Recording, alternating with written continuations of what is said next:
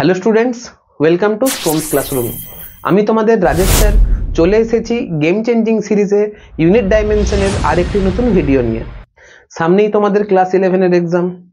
আশা রাখবো তোমরা এক্সাম সম্পর্কে সচেতন হয়ে ভালো করে পড়াশোনা অলরেডি শুরু করে দিয়েছো।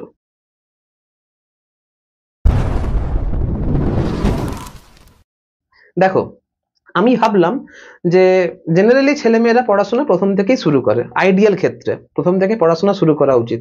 আর তোমাদের যদি পড়াশোনা ভালো করে হয়ে থাকে তাহলে এখন তোমাদের ভিডিও দেখার কোনো দরকার হবে না। কিন্তু তা সত্ত্বেও যারা ভিডিও দেখতে এসেছো তাদের কোথাও না কোথাও চ্যাপ্টার সম্পর্কে অসুবিধা রয়েছে, তাদের থিওরিটিক্যাল ব্যাকগ্রাউন্ডে অসুবিধা রয়েছে। এখন যদি হঠাৎ করে তাদেরকে এমসিকিউ করানো হয়, আমার মনে হয় হঠাৎ করে তোমাদেরকে যদি এমসিকিউ করানো হয় তাহলে তোমাদের বুঝতে অসুবিধা হবে। আবার কি করবে, এক্সামে তো এমসিকিউই আসবে। তাই জন্য আমি কি করছি, আমি ধরো এখন ইউনিট ডাইমেনশন পড়াবো, তো ইউনিট ডাইমেনশনের কিছু টপিক, মানে কিছু একটা স্পেসিফিক টপিকের উপরে স্পেসিফিক টাইপের এমসিকিউ করাবো। ওই স্পেসিফিক টাইপ থেকে যত এমসিকিউ সম্ভব, মানে মোস্ট প্রবাবল যত, মানে একটা টাইপ থেকে মোস্ট প্রবাবল যত রকমের এমসিকিউ হতে পারে আমি ওই টাইপের সমস্ত এমসিকিউ গুলো এই ভিডিওতে করিয়ে দেব। তো যেহেতু একই টাইপের অঙ্ক হবে, তোমাদের বুঝতে অসুবিধা হবে না। যারা কোনোদিনও ইউনিট ডাইমেনশন জানো না তারাও ইজিলি এই ভিডিওটা দেখে ইজিলি বুঝতে পারবে। তো ভয় পাওয়ার কোনো কারণ নেই, ভিডিওর সঙ্গে থাকো, খাতা পেন নিয়ে বসবে, একটু সিরিয়াসলি দেখবে, ঠিক আছে? আগের ভিডিওটি আশা করছি যারা দেখেছো, যারা ইউনিট ডাইমেনশন জানতে না তারাও ইজিলি করতে পেরেছো। একটা কথা বলে দিই, দেখো ইউনিট ডাইমেনশন তোমাদের বোরিং লাগতে পারে, কিন্তু ঘটনা হচ্ছে তুমি বলো ইউনিট ডাইমেনশন ছোট চ্যাপ্টার, কিন্তু কাইনেমেটিক্স বলো, 1D বলো, 2D বলো, নিউটনস ল কিন্তু বড় চ্যাপ্টার, ফ্রিকশন কিন্তু বড় চ্যাপ্টার। কিন্তু ছোট চ্যাপ্টার পড়ে যত বেশি নাম্বার পাওয়া সম্ভব, বড় চ্যাপ্টার গুলো পড়ে তত বেশি নাম্বারই পাবে। মানে ইউনিট ডাইমেনশন থেকে কিন্তু ভালো ওয়েটেজ রাখছে, মানে ইউনিট ডাইমেনশন চ্যাপ্টার যদি ছোটও হয়ে থাকে সেখান থেকে কিন্তু কোয়েশ্চেন ভালো আসে। তো একটা ছোট চ্যাপ্টার মানছি ইন্টারেস্টিং তেমন নয়, কিন্তু যদি ওইটুকু চ্যাপ্টারটা ভালো করে পড়ে যদি বেশি প্রশ্ন আসে এবং সেগুলোকে তুমি যদি সহজে অ্যাটেন্ড করতে পারো তাহলে ছোট চ্যাপ্টারটা বাদ কেন যেতে যাবে? তার মানে একটা বড় চ্যাপ্টার পড়ে যত নাম্বার কোশ্চেন কমন পাবে, এই ছোট চ্যাপ্টারও কিন্তু সেম ওয়েটেজ রাখছে। তাই জন্য ইউনিট ডাইমেনশনটাকে কিন্তু ছেলে খেলা করলে চলবে না। যাই হোক, কথা বাড়িয়ে লাভ নেই, তো বেশি কিছু দেরি না করে আজকের ভিডিওটি শুরু করছি। অঙ্ক শুরু করার আগে একটা কথা বলে দিই, একটু ধৈর্য রাখবে, খাতা পেন নিয়ে বসবে, অঙ্কগুলো একবার ভালো করে বুঝে পরে করবে, আর 24 ঘন্টার মধ্যে একবার রিভাইজ করবে। ট্রাস্ট মি, এই টাইপ থেকে একটা অঙ্ক তোমাদের আটকাবে না, ঠিক আছে? এক্সামে ইজিলি অঙ্কগুলো করে আসতে পারবে। যাই হোক, অঙ্ক কি বলেছে দেখো, যদি বল এফ, দৈর্ঘ্য এল, সময় টি যদি মৌলিক রাশি হয় তাহলে ভরের মাত্রা নির্ণয় করতে হবে। চারটে অপশন দিয়েছে, অপশনটা আমাকে টিক মার্ক করে আসতে হবে। বেসিক্যালি আমি এখানে রাফ করব, তোমরা রাফ করবে দিয়ে টিক মার্ক করে আসবে। কম্পিটিটিভ এক্সামে তো তাই হয়ে এসছে। এবারে দেখো তোমাদের ওএমআর শিট দেয় না কেমন কি দেয়।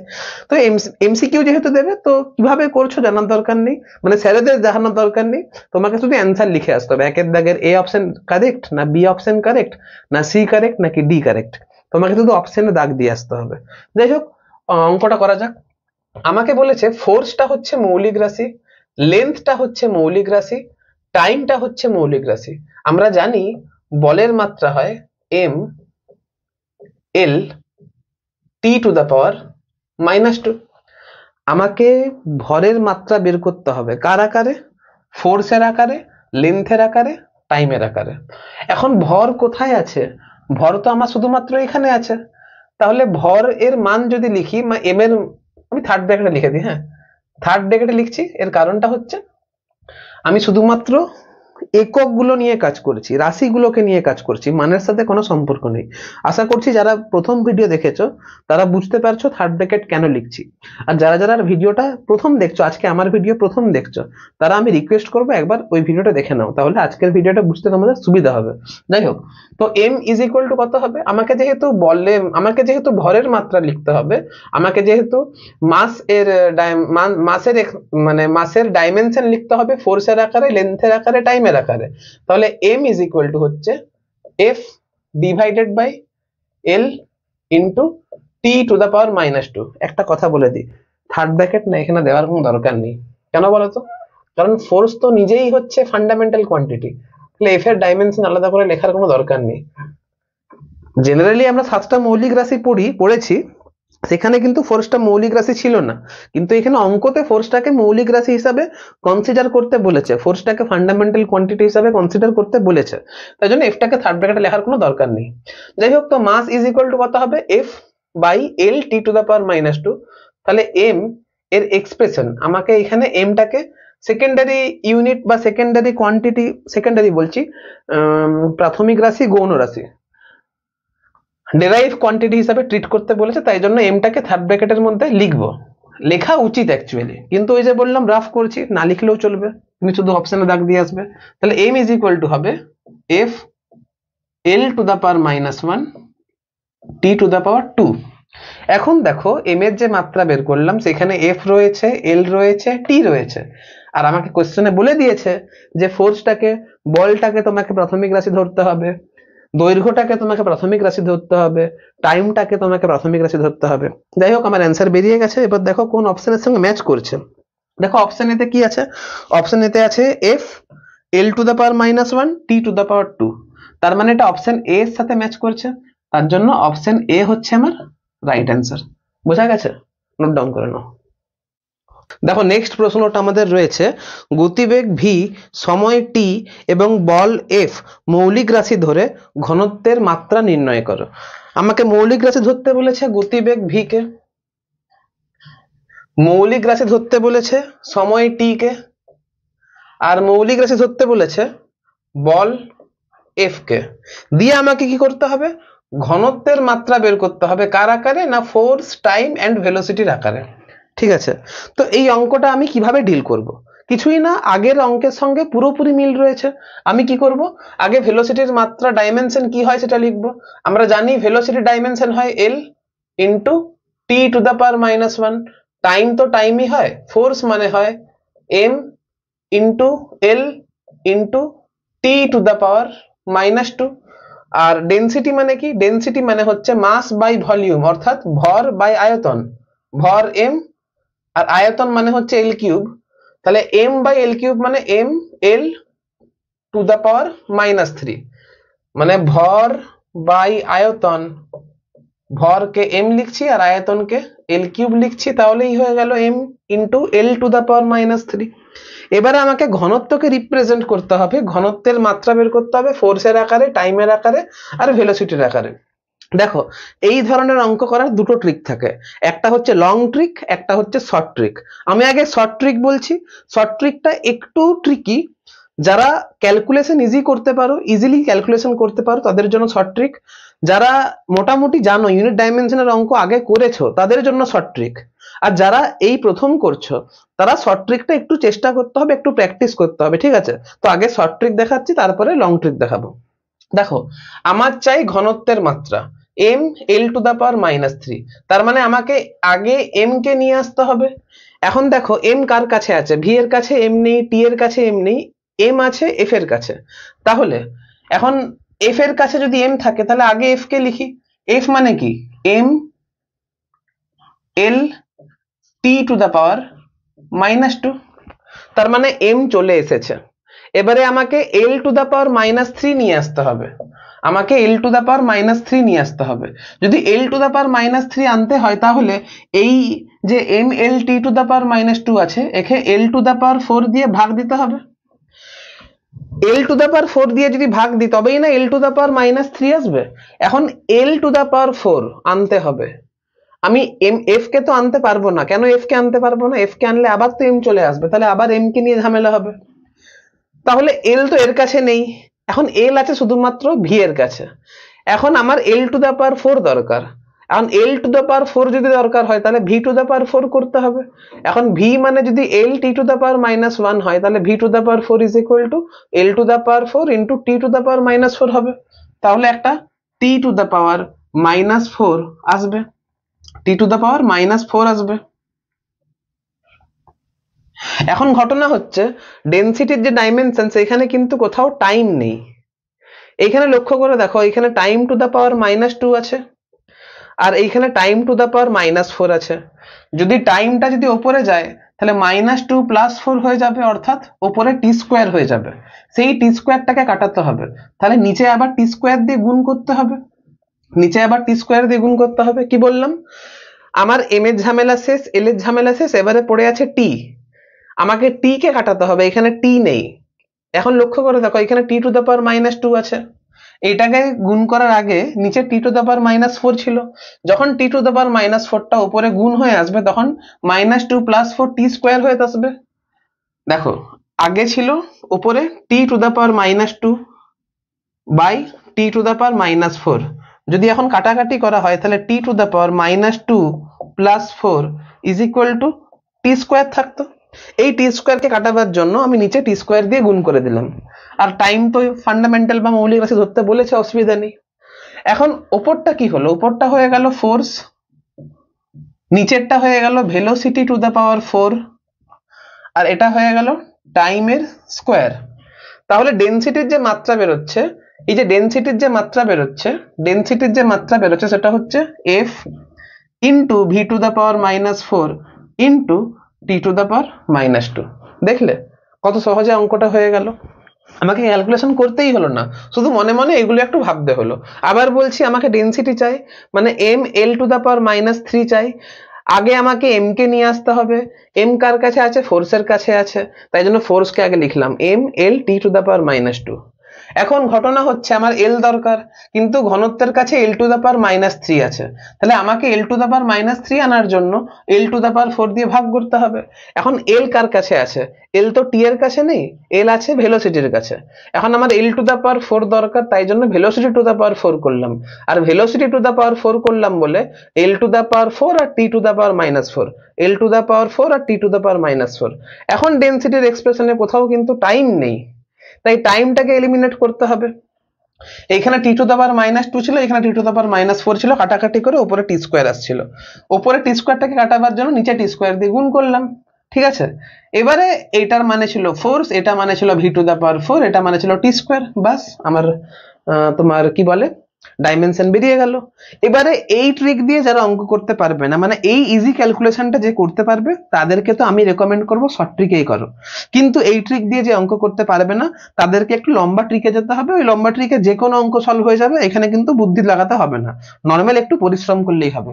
সেই ট্রিকটা কি, আমাকে ডেনসিটির মাত্রা বের করতে বলেছে, আমাকে বলেছে ডেনসিটির মাত্রা বের করতে, তাহলে ধরে নেব ডেনসিটি ইজ ইকুয়াল টু কোনো একটা dimensionless constant into v to the power x, t to the power y, f to the power Z.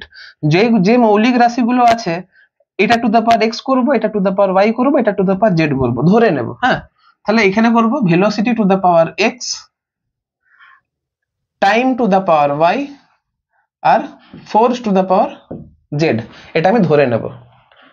এখন ডেনসিটি মানে হচ্ছে m into L to the power -3, dimensionless constant, তো যেহেতু আমার এর dimension নেই তাহলে কেটাকে আমি লিখবো না, কেটাকে আলোচনা করব না। এখন ভেলোসিটি মানে হচ্ছে l into T to the power -1 whole to the power x, টাইমকে টাইমই রাখলাম, time to the power y, আর ফোর্সকে রাখলাম m l t to the power -2 whole to the power z। এখন m l to the power -3, দেখো এবারে এটা একটু ভাঙবো। প্রথমে আছে m to the power z, এখানে m নেই, এখানে m নেই, তাহলে এখানে m to the power z হবে, তাই জন্য এখানে m to the power z লিখলাম। এবারে আমার l দরকার, l to the power x, এইখানে l নেই, এখানে আবার l to the power z, তাহলে এখানে হয়ে গেল l to the power x into l to the power z, মানে l to the power x plus z। এবারে আসছে t এর পালা, এইখানে আছে টি টু দ্য পাওয়ার -x, তাহলে -x, এইখানে টি টু দ্য পাওয়ার y, তাহলে -x প্লাস y, এইখানে আছে টি টু দ্য পাওয়ার -2z, তাহলে এইখানে হয়ে গেল -2z। এবারে এই যে এক্সপ্রেশন আছে, এখানে m এর পাওয়ার l এর পাওয়ারকে ইকুয়েট করব। এখানে m এর পাওয়ার 1 আছে, এখানে m এর পাওয়ার z আছে, তাহলে ইকুয়েট করে বলতে পারি যে z ইজ ইকুয়াল টু 1 হবে। এবারে ঘটনা হচ্ছে এইখানে l এর পাওয়ার x প্লাস z আছে, এখানে l এর পাওয়ার -3 আছে, তাহলে আমি ইকুয়েট করে বলতে পারি যে x plus z is equal two -3 হবে, আর z এর মানটা যদি 1 বসিয়ে দিই তাহলে x plus 1 is equal two -3 হবে, তাহলে x ইজ ইকুয়াল টু -4 হবে। এরও গল্প শেষ। এবারে এইখানে t এর পাওয়ার 0, t নেই, t এর পাওয়ার 0, আর এখানে t এর পাওয়ার আছে -x প্লাস y -2z, তাহলে -x plus y minus 2z is equal to 0 হবে। x এর মান -4, মাইনাসে মাইনাসে +4, y এর মান আমি জানি না, আর z এর মান হচ্ছে 1, তাহলে এখানে হয়ে গেল -2 ইজ ইকুয়াল টু 0। তাহলে y plus 2 is equal to 0, তাহলে y ইজ ইকুয়াল টু হয়ে যাবে -2। তাহলে x এরও মান পেলাম, y এরও মান পেলাম, z এরও মান পেলাম। এবার ডেনসিটিতে আমার কি ছিল, ডেনসিটির এক্সপ্রেশন কি ছিল, density rho is equal to ছিল ডাইমেনশনলেস কনস্ট্যান্টকে বাদিয়ে দেবো, ঠিক আছে, কারণ ওটাকে লিখতে হয়, কেন লিখতে হয় তার জন্য আমাকে থিওরি পড়াতে হবে। যেটুকু থিওরি এমসিকিউ করার জন্য দরকার সেটুকু থিওরি আমি তোমাদের বলছি, ঠিক আছে। তো V to the power x, v মানে কত, এক্স মানে কত -4, তাহলে এটা হয়ে যাবে ভি টু দ্য পাওয়ার -4। এবারে আছে y এর মান -2, y এর মান -2 আর t to the power y আছে, তাহলে অবশ্যই t টু দ্য পাওয়ার -2 হবে। এবারে z এর মান আছে 1 আর f two the power z, তাহলে এটা হয়ে যাবে f টু দ্য পাওয়ার 1, তাহলে f কে f ই রেখে দেবো, ঠিক আছে। তাহলে density rho is equal to, একটু সাজিয়ে যদি লেখো তাহলে দেখো না, এখানেও f টু দ্য পাওয়ার 1, এখানেও f টু দ্য পাওয়ার 1, এখানেও v টু দ্য পাওয়ার -4, এখানেও v টু দ্য পাওয়ার -4, এখানে t টু দ্য পাওয়ার -2, এখানেও t টু দ্য পাওয়ার -2। তাহলে বলো কোন ট্রিকটা সহজ? এইখানে ক্যালকুলেশন শুধুমাত্র এইটুকু ছিল, এখানে শুধুমাত্র এইটুকু ক্যালকুলেশন ছিল, বাদ বাকি এখানে কিন্তু এত বড় ক্যালকুলেশন। এবারে কোনটা তোমাদের জন্য ভালো লাগছে, কোনটা তোমাদের করতে ভালো লাগছে সেটা তোমরা একটু চয়েস করে নেবে, আমার তো আর বলার কিছু নেই। যেটা সহজ লাগছে সেটা তোমরা করবে। আমি শর্ট ট্রিকও দেখিয়ে দিলাম, লং ট্রিকও দেখিয়ে দিলাম, এরপরে যে আরো 3-4টে অঙ্ক করাবো সেখানেও শর্ট ট্রিক লং ট্রিক দেখাবো। যে নিয়মের সঙ্গে তোমরা ভালো অভ্যস্ত হবে সেই নিয়মটা তোমরা করবে, ঠিক আছে, নোট করে নাও। দেখো নেক্সট অঙ্কটা আবার বলছি দুটো টাইপেই করব। আগে অঙ্কটা চেষ্টা করো, নিজেরা চেষ্টা করো, নিজেরা চেষ্টা করলে বুঝতে পারবে যে কতটা শিখতে পারলে, কতটা ব্রেনে ঢুকলো। তা না হলে তো ভিডিও রয়েছে, ঠিক আছে, একবার চেষ্টা করো, 1 মিনিট 1.5 মিনিট চেষ্টা করো, 2 মিনিট চেষ্টা করো, তারপরে না পারলে ভিডিও দেখো, ঠিক আছে। তো চলো আমি অঙ্কটা করাচ্ছি। বলেছে ভেলোসিটি বেগ v ত্বরণ a এবং বল f যদি কোনো একক পদ্ধতিতে মৌলিক রাশি হয় তবে ওই পদ্ধতিতে রৈখিক ভরবেগের মাত্রা কত হবে। মানে আমাকে এখানে বেগ, ত্বরণ আর বলকে মৌলিক রাশি হিসেবে ট্রিট করা হয়েছে, তাহলে রৈখিক ভরবেগের মাত্রা কি হবে। তার মানে আমার মৌলিক রাশি কি রয়েছে, মৌলিক রাশির মধ্যে রয়েছে ভেলোসিটি v, ত্বরণ a, ত্বরণকে আবার ক্যাপিটাল A দিয়ে প্রকাশ করা হয়েছে, আর ফোর্স f। আমার দরকার ভরবেগের মাত্রা p। আমি জানি p ইজ ইকুয়াল টু কত হয়, ভর ইন্টু বেগ, বেগ মানে হচ্ছে l into t to the power -1, ঠিক আছে। বল মানে হচ্ছে m l t to the power -2, a মানে ত্বরণ, ত্বরণ মানে হচ্ছে l into t to the power -2, আবার v মানে হচ্ছে l into t to the power -1, ঠিক আছে। এবারে আমার ভরবেগের মাত্রা চাই, ভরবেগ দেখো l t to the power -1 তো v একাই নিয়ে নিচ্ছে, তাহলে এইখানে লিখবো m, এইখানে লিখবো v। এবারে আমাকে ভরবেগের মাত্রা চেয়েছে কার আকারে, না ভেলোসিটি, অ্যাক্সিলারেশন এন্ড ফোর্সের আকারে। এখন এর ঝামেলা তো চুকে গেল, এটার ঝামেলা তো চুকে গেছে, এবারে পড়ে আছে শুধুমাত্র m। এবারে m কে আমি কিভাবে প্রকাশ করব, m কার কাছে রয়েছে, না m শুধুমাত্র ফোর্সের কাছে আছে, তাহলে ফোর্সের কাছ থেকে দেখো m আমার দরকার m কে, কেন, আমার l t to the power -1 এর ঝামেলা চুকে গেছে, কেন, কারণ ভেলোসিটির মাত্রাই তো l into t to the power -1, তাহলে পড়ে আছে m। এবার m কে মানে m এর ঝামেলাটা চুকাতে হবে, মানে m এর সমস্যাটাকে সমাধান করতে হবে। আমার m চাই, m কার কাছে আছে, m v এর কাছে আছে, নেই। অ্যাক্সিলারেশনের কাছে m আছে, নেই। m আছে ফোর্সের কাছে, তাহলে ফোর্স ইজ ইকুয়াল টু হচ্ছে m into l into t to the power -2, তাহলে m ইজ ইকুয়াল টু হচ্ছে f by l into t to the power -2। তাহলে এখন m ইজ ইকুয়াল টু হচ্ছে f by l into t to the power -2। এবার আমাকে তো length দিয়ে করলে হবে না, কারণ লেন্থ তো মৌলিক রাশি নয়, আবার টাইমও মৌলিক রাশি নয়, তাহলে m কে ঝামেলা মানে m এর সমস্যা সমাধান করতে গিয়ে দেখলাম l into t to the power -2 পড়ে থাকছে। এবার l into t to the power -2 কার কাছে আছে, অবশ্যই L into T to the power minus two অ্যাক্সিলারেশনের কাছে আছে, তাহলে এটা হচ্ছে এফ বাই এ। ঠিক আছে, তো এইটা আমি একটু ভেঙে করে দেখালাম। এরপর যদি এইখানে যদি কমন সেন্স যদি লাগাও, যদি এইখানে কমন সেন্স যদি লাগাও, তাহলে ফোর্স ইজ ইকুয়াল টু হয় মাস ইন্টু অ্যাক্সিলারেশন এ। তাহলে আমাকে L into T to the power minus two বসাবার দরকারই ছিল না। তাহলে অ্যাক্সিলারেশন ইজ ইকুয়াল টু কত হচ্ছে, অ্যাক্সিলারেশন ইজ ইকুয়াল টু হচ্ছে ফোর্স বাই মাস। ডাইরেক্ট এখানে বসিয়ে দাও, তাহলে মোমেন্টাম পি বা ভরবেগ পি ইজ ইকুয়াল টু হচ্ছে এফ বাই সরি আমার তো এম দরকার না, আমার এখানে এম দরকার। M is equal to force by acceleration, তাহলে ফোর্স বাই অ্যাক্সিলারেশন আর ভেলোসিটি ভিতর রইলো। তাহলে ভরবেগ পি ইজ ইকুয়াল টু হচ্ছে F into A to the power minus one into V. এই তো অ্যান্সার, অ্যান্সার তো হয়ে গেল। ঠিক আছে, অ্যান্সার তো হয়ে গেল। আমি এইখানে বড় করতে গেলাম কেন, কারণ ভেঙে ভেঙে করে দেখালাম, আর কিছু না, ভেঙে ভেঙে করে দেখালাম যে আমি যদি স্টুডেন্ট হতাম তাহলে অঙ্কটাকে কিভাবে ট্রিট করতাম, তাই না? অঙ্কটাকে আমি কিভাবে ট্রিট করতাম। হতে পারে অনেকের মাথায় m into, generally force is equal to mass into acceleration সবাই জানে। যদি তাও না পারো আমি তাই করে দেখালাম যে M is equal to F by L T to the power minus two. এখন L into T to the power minus two কার কাছে আছে, এর কাছে আছে। এবারে ধরো এটা সহজ ছিল, তাই জন্য force is equal to mass into acceleration করে দিলাম। কিন্তু এমন যদি কোনো রাশি বলতো এটা এই সহজ নিয়ম মেনে যদি না হতো, তখন তো আমাকে এই পদ্ধতিতেই আসতে হতো, তাই না? এমন কোন রাশি যদি হতো যেটা এই সহজ রিলেশন মেনে হতো না, তখন আমাকে আবার এই নর্মাল নিয়মেই আসতে হতো। তাহলে এইগুলো হচ্ছে বেসিক নিয়ম। ঠিক আছে, এবার যারা এই কমন সেন্সটা লাগাতে পারবে তাদের কাছে অঙ্কটা কত বড়, তাদের কাছে অঙ্কটা হচ্ছে পি ভরবেগ ইজ ইকুয়াল টু ভর ইন্টু বেগ। বেগ তো মৌলিক রাশি বলেইছে, আর যেহেতু আমাকে ভরকে প্রকাশ করতে হবে বলের আকারে আর ত্বরণের আকারে, তাহলে আমি জানি ভর ইজ ইকুয়াল টু বল বাই ত্বরণ। তাহলে এইখান থেকে direct answer f a to the power minus one into v, তাই না? তাহলে এখানে আমাকে ক্যালকুলেশন করেই দেখতে হলো না, বুঝতে পারছো? ক্যালকুলেশন করার কোনো প্রয়োজনই হলো না। তাহলে এবার তুমি বলো, এরকম অঙ্ক যদি পরীক্ষায় চলে আসে না, একদম বোনাস একদম তোমাদের জন্য। আর বিশ্বাস করো পরীক্ষাতে এই ধরনের অঙ্কগুলোই আসবে। মানছি আবার বলছি ইউনিট ডাইমেনশনটা অতটা ইন্টারেস্টিং নয়, কারণ ফিজিক্সের ফিলগুলো এখানে আসে না। কিন্তু তুমি বলো, তুমি নিট নাও বা জেই নাও, এমন কোনো এক্সাম নেই যেখানে কিন্তু ইউনিট ডাইমেনশন থেকে প্রশ্ন আসে না। নিটে প্রত্যেকবারে দুটো করে প্রশ্ন আসে, দুটো করে তিনটে বারেও মাঝে মাঝে চলে আসে।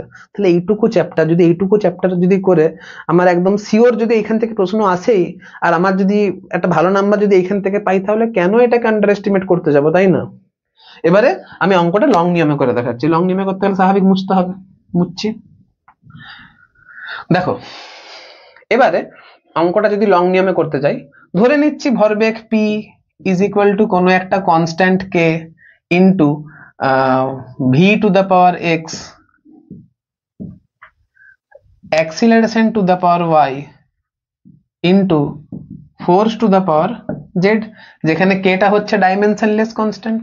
তাহলে momentum p is equal to হচ্ছে m into l into t to the power minus 1। Dimensionless কনস্ট্যান্টটাকে আমার কাজ নেই, তো বাদ দিয়ে দেবো।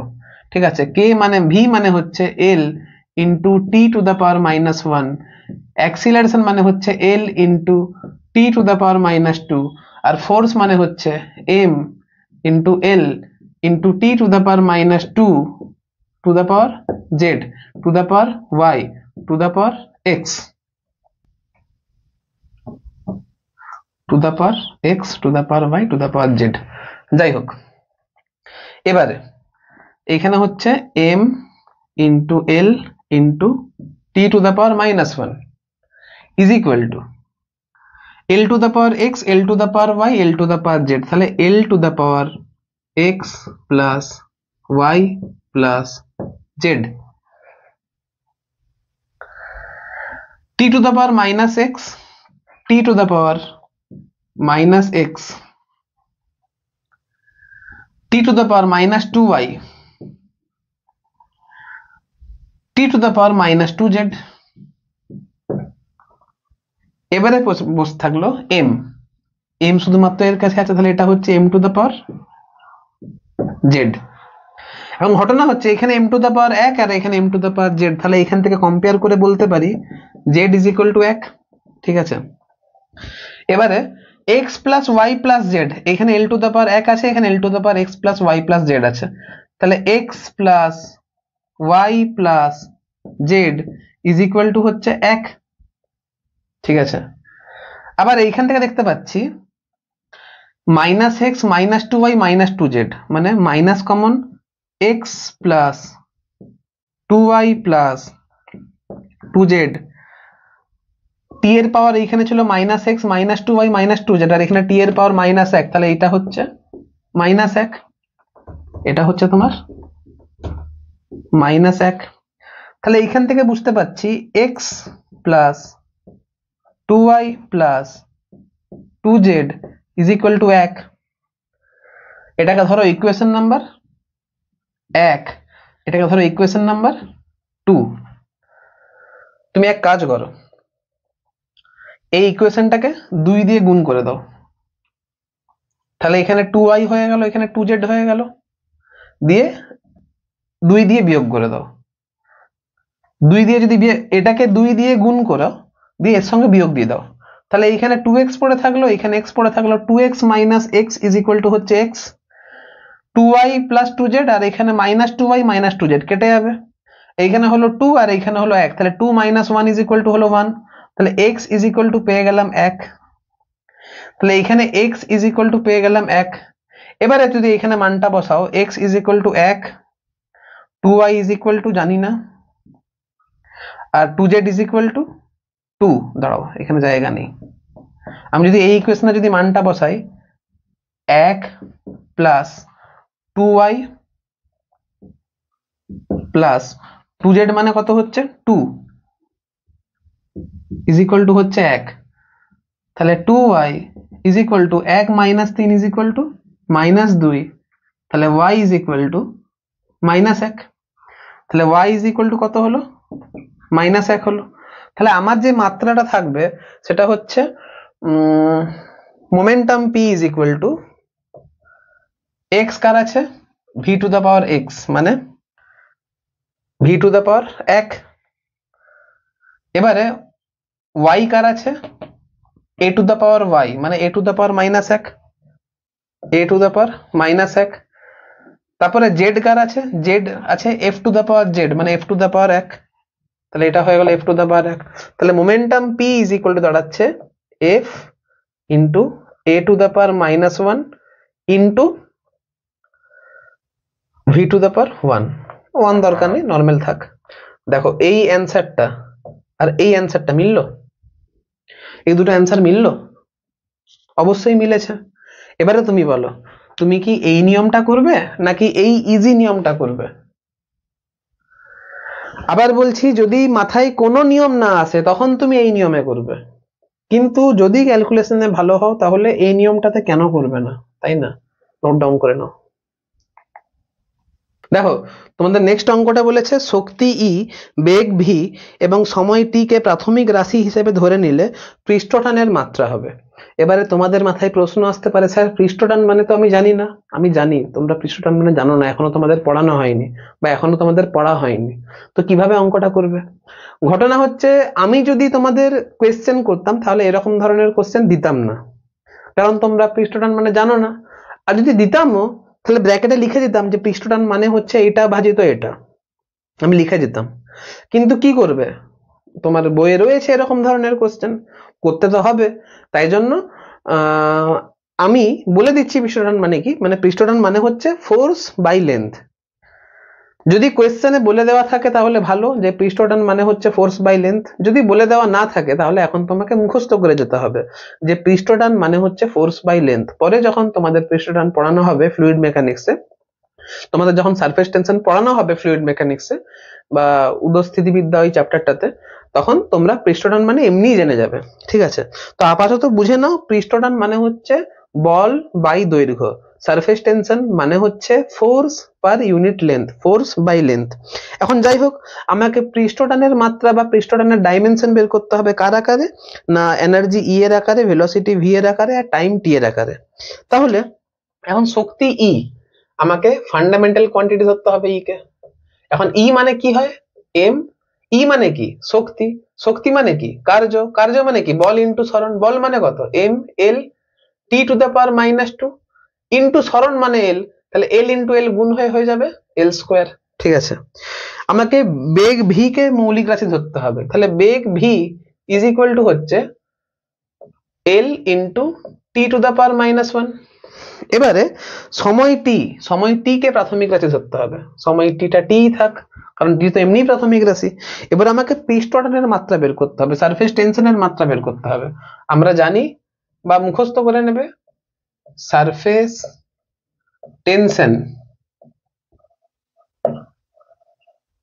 বা পৃষ্ঠটান ইজ ইকুয়াল টু হচ্ছে ফোর্স বাই লেন্থ।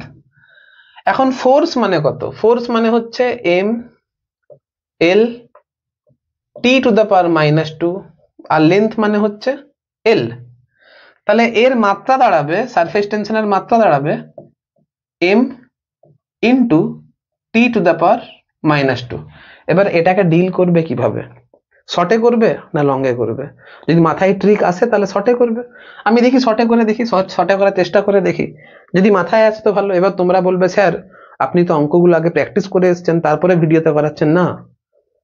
হ্যাঁ মানছি, আমি দেখেছি অঙ্কটা, কিন্তু অঙ্কটাকে অ্যাজ এ স্টুডেন্ট হিসেবে আমি কিভাবে ডিল করতাম, আমি কিন্তু তোমাকে অ্যাজ এ টিচার অঙ্কটা শেখাচ্ছি না, স্টুডেন্ট হিসাবে কিভাবে ডিল করতাম দেখো, তারপরে তো বড় নিয়মে করবেই।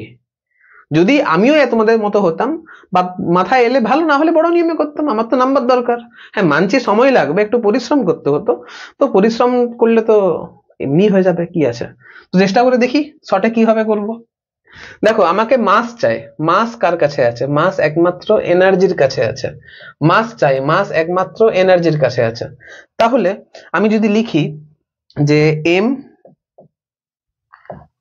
এল square t to the power -2, তাহলে মাসের ঝামেলা গেল চুকে। T to the power -2, t to the power -2 এর এখানেও আছে, মাস এখানেও আছে, টি টু দ্য পাওয়ার -2 এখানেও আছে, তাহলে আমাকে এল স্কোয়ার কে বিদায় করতে হবে। এল স্কোয়ার কে বিদায় করতে গেলে নিচে এল স্কোয়ার দিয়ে ভাগ দিতে হবে। এখন এল স্কোয়ার কোথায় পাবো, আমি তো এনার্জি লিখে দিয়েছি, এল স্কোয়ার তো এর কাছে আছে, সরি এল তো এর কাছে আছে, তাহলে ভি স্কোয়ার করলেই আমি এল স্কোয়ার পেয়ে যাবো। এখানে তো এল নেই, আমাকে এই এলটাকে যদি কাটাতে হয়, দেখো আবার বলছি, আমার চাই পৃষ্ঠটানের মাত্রা বা সারফেস টেনশনের ডাইমেনশন। সারফেস টেনশনের ডাইমেনশন বের করে দেখলাম ফোর্স বাই লেন্থ হয়, ফোর্স মানে m l T to the power -2 হয়, ডিভাইডেড বাই লেন্থ হয়, লেন্থ লেন্থ কেটে গেল, m t to the power -2 হচ্ছে।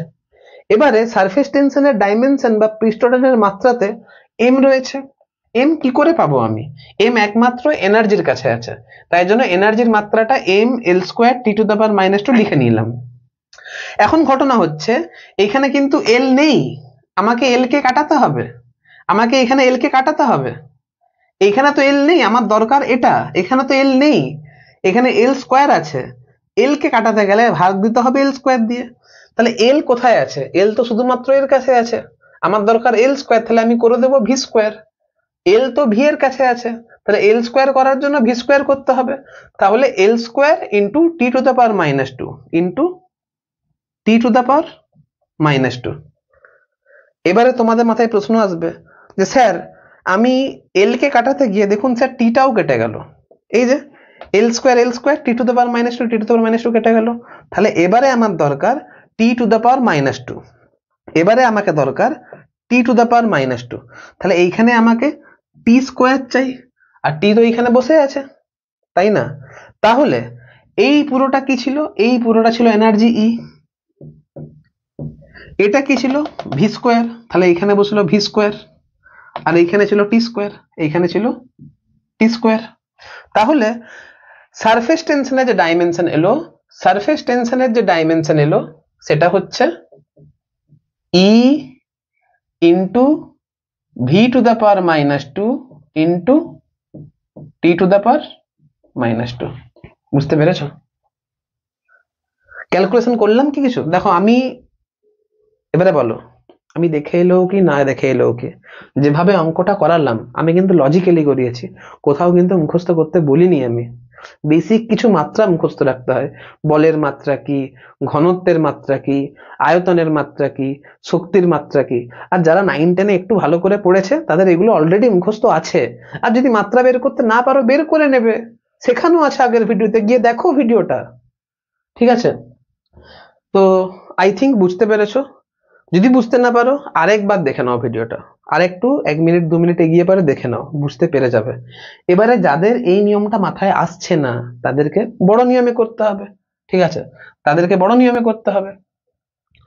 তো এটাকে আমি যেহেতু ওখানে করবো, তো এটাকে আমি এখানে লিখছি, e into v to the power -2 into T to the power -2, এটা আমার অ্যান্সার।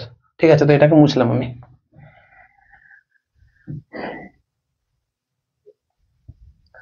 তাহলে সারফেস টেনশন চাই, সারফেস টেনশন কে আমি এস দিয়ে প্রকাশ করি। ঠিক আছে? তাহলে s is equal to k into e to the power x into v to the power y into T to the power z ধরে নিতে হবে আর কি।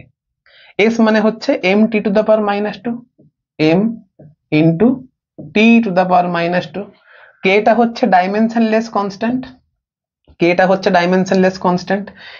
ই মানে কত? M l square t to the power -2, m l square t to the power -2 x, v মানে আছে l into T to the power -1 whole to the power y, আর টি মানে t to the power z. দরকার নেই কিছু করার। ঠিক আছে? এবারে এখানে যদি m into T to the power -2 যদি করি, m to the power x বসবে, m to the power x. দেখো l to the power 2x plus y, আর টি to the power minus of 2x minus of y plus of z. বুঝতে পারছো কি করে হলো? এবারে আমি যদি ইকুয়াল করি, এখানে m টু দ্য পাওয়ার 1 আছে, এখানে m to the power x আছে, m এর পাওয়ারটাকে যদি ইকুয়াল করি তাহলে x ইজ ইকুয়াল টু 1 বেরোচ্ছে। ঠিক আছে? এবারে দেখো 2x প্লাস ওয়াই, এখানে l to the power 2x plus y আছে, এখানে l টু দ্য পাওয়ার 0 আছে, l নেই। তাহলে এখান থেকে বুঝতে পারলাম 2x plus y is equal to 0, আর x ইজ ইকুয়াল টু যেহেতু 1, তাহলে 2 plus y is equal to 0, তাহলে y ইজ ইকুয়াল টু -2, তাহলে দাঁড়ালো y ইজ ইকুয়াল টু -2। এবারে এখানে টি টু দ্য পাওয়ার -2 আছে, এখানে t to the power -2x minus y plus z আছে, তাহলে -2x minus y plus z is equal to -2।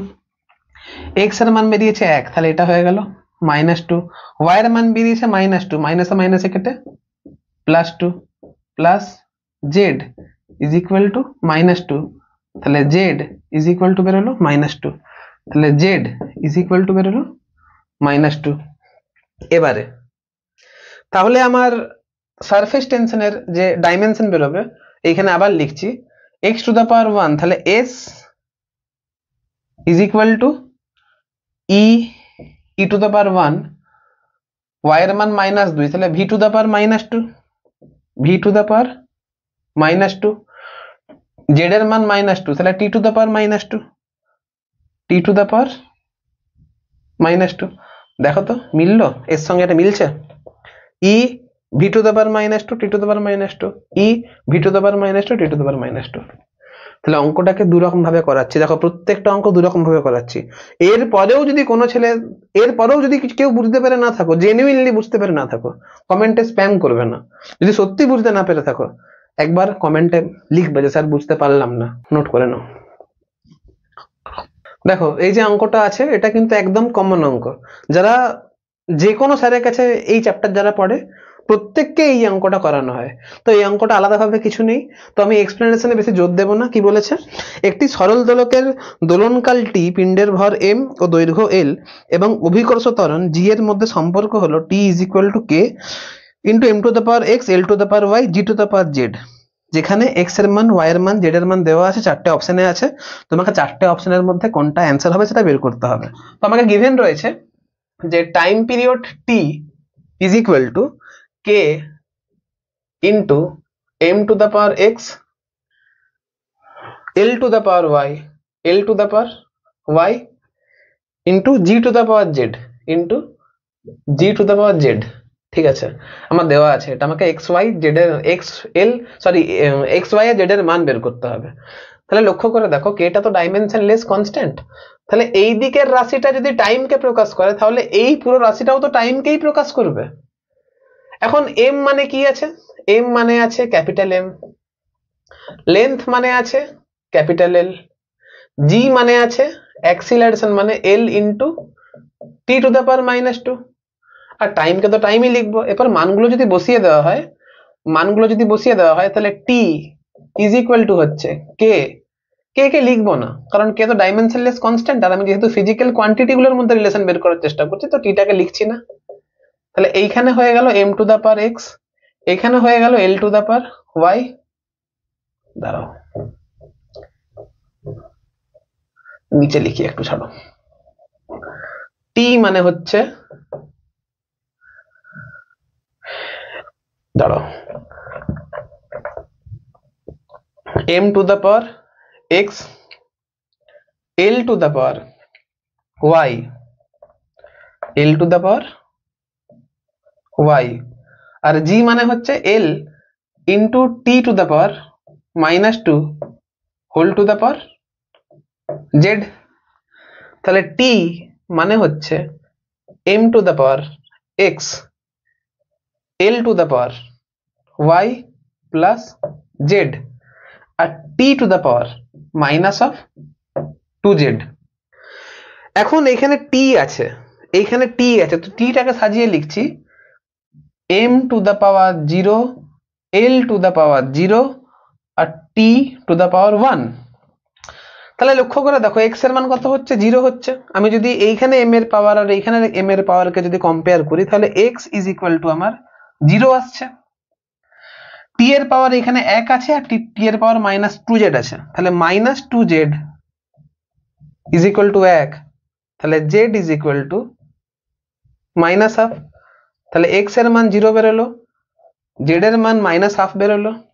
এবারে y plus z is equal to 0, l এর পাওয়ারটাকে যদি equate করি তাহলে y plus z is equal to 0, তাহলে y is equal two -z, তাহলে y is equal two মাইনাসে মাইনাসে plus দিয়ে হাফ হয়ে যাবে।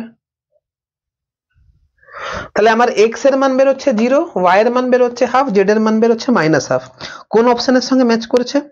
অপশন 1 অপশন 1 x এর মান 1 আছে, মিলল না।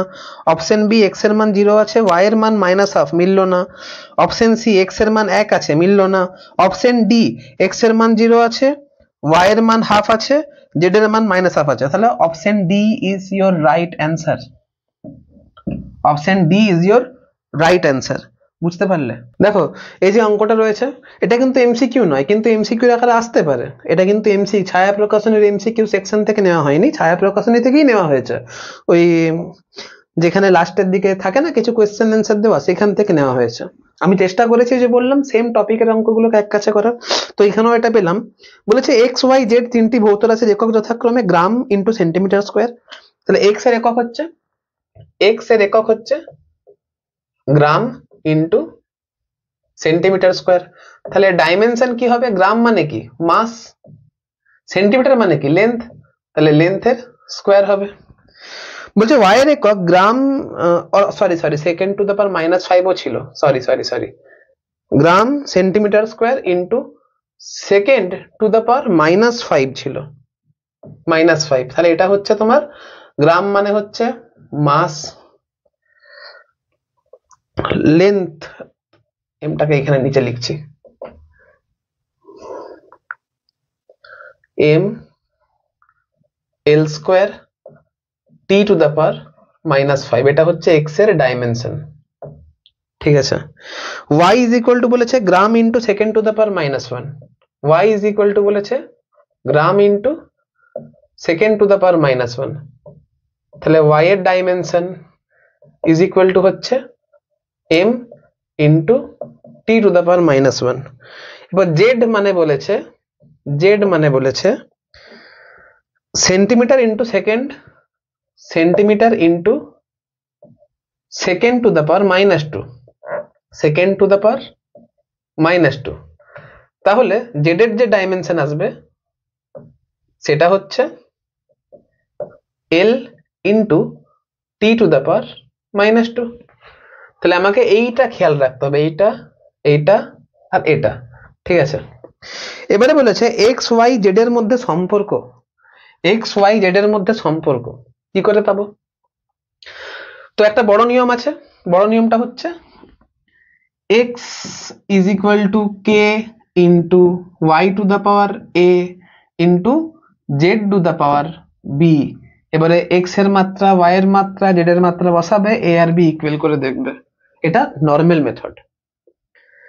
অঙ্কটা যদি শর্টে করা হয় কিভাবে করা যেতে পারে, কিভাবে অঙ্কটা করা যেতে পারে ভাবো।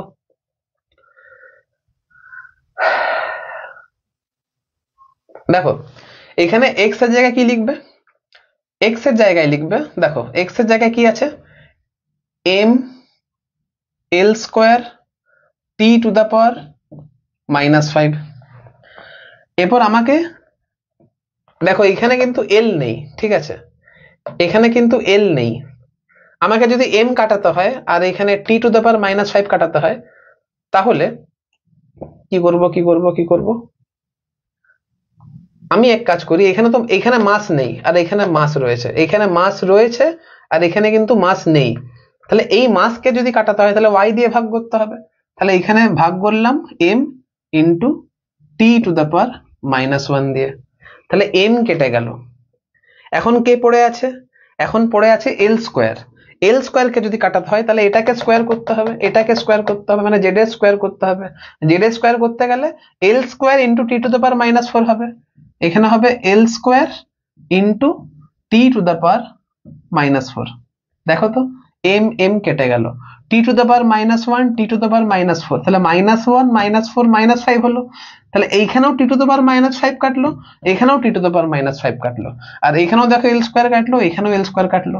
তাহলে এইটা পুরোটা ইজ ইকুয়াল টু 1 হচ্ছে, তাই না? আর এটা মানে কি, এটা মানে হলো এক্স, এটা মানে কি, এটা মানে হচ্ছে ওয়াই, এটা মানে কি, এটা মানে হচ্ছে জেড স্কোয়ার, এটা মানে হচ্ছে জেড স্কোয়ার, এটা হচ্ছে কনস্ট্যান্ট, ঠিক আছে। এক মানে কি, মানে dimension m to the power 0, l to the power 0 আর জেড টু দ্য পাওয়ার 0, ঠিক আছে। তাহলে সরি, এটা মানে হচ্ছে m to the power 0, l to the power 0, t to the power 0, তাই জন্য এখানে 1 লিখলাম, ঠিক আছে। তাহলে এক্স ওয়াই জেড এর মধ্যে সম্পর্কটা হবে x is equal to y to the power -1 z to the power -2, আর অবশ্যই কোনো ডাইমেনশন লেস কনস্ট্যান্ট থাকবে, ঠিক আছে। আমরা যখন এরকম করে করি তখন তো মান বের করি না, শুধুমাত্র ইউনিট গুলো বা রাশিগুলো একে অপরের সঙ্গে কোন সম্পর্কে আছে সেগুলো করে দেখি। তো এবার তুমি বলো অঙ্কটা কি শর্টে হলো না? অবশ্যই শর্টে হলো। এবার তুমি যদি এই অঙ্কটা এই নিয়মে করতে যাও অনেক বড় করে করতে হবে। আশা করছি যারা খাতা পেন নিয়ে করছো তারা কিন্তু এই নিয়মগুলো রপ্ত করতে পারছো, ঠিক আছে। আর আবার বলছি, অ্যাজ এ টিচার আমার রিকোয়েস্ট, যদি আমার পরিশ্রম তোমার ভালো লেগে থাকে বা আমার পরিশ্রম তোমার যদি উপকারে এসে থাকে তাহলে কমেন্ট সেকশনে একবার জানিয়ে দেবে যে হ্যাঁ স্যার বুঝতে পেরেছি। ওই একটু কথাতেই আমার গুরু দক্ষিণা হয়ে যাবে, ঠিক আছে। আর কিছু লাগবে না তোমাদের কাছে, শুধুমাত্র একটু লিখে দেবে হ্যাঁ স্যার বুঝতে পেরেছি। আর যদি বুঝতে না পারো তাহলেও একবার বলে দেবে স্যার বুঝতে পারলাম না, আরো ডিটেলসে পড়ান, তাহলে আমি আরো ডিটেলসে পড়াবো। কিন্তু এমসিকিউ সিরিজে, গেম চেঞ্জিং সিরিজে বলা হয়েছে শুধুমাত্র এমসিকিউ করানো হবে। আমি কিন্তু এমসিকিউতে না থেকে এমসিকিউটা একদম রপ্ত করাবার চেষ্টা করছি, হ্যাঁ। তো যাই হোক, বুঝতে পারছো, নোট ডাউন করো। আজকের যে টাইপটা আমি তোমাদের জন্য এই ভিডিওতে তুলে ধরেছিলাম, আশা রাখছি তোমরা এই নিয়মগুলো রপ্ত করতে পেরেছো। এবারে এই নিয়ম থেকে বা এই টাইপের আরো অঙ্ক রয়েছে, আমি চাইলে করাতেই পারতাম কিন্তু ভিডিওর লেন্থ বাড়তো, আমি আর ভিডিওর লেন্থ বাড়াতে চাইলাম না, তোমাদেরও অধৈর্য আসবে।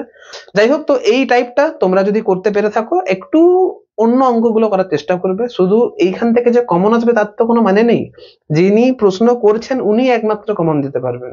তো আমাদের কাজ টাইপগুলো একটু করে করে মানে তোমাদেরকে শিখিয়ে দেওয়া। আই থিঙ্ক আমি তোমাদের শেখাতে পেরেছি। তো ইউনিট ডাইমেনশন এখনো শেষ হয়নি, এখনো তোমাদের এরর কারেকশন বাকি রয়েছে, মানে এরর বাকি আছে, সিগনিফিকেন্ট ফিগার বাকি আছে। পরবর্তী ভিডিওতে আমি সেই সেকশন গুলো কভার করিয়ে দেব। আজকের ভিডিওতে এতটাই থাকলো। ভিডিওটা এখানে এন্ড করলাম।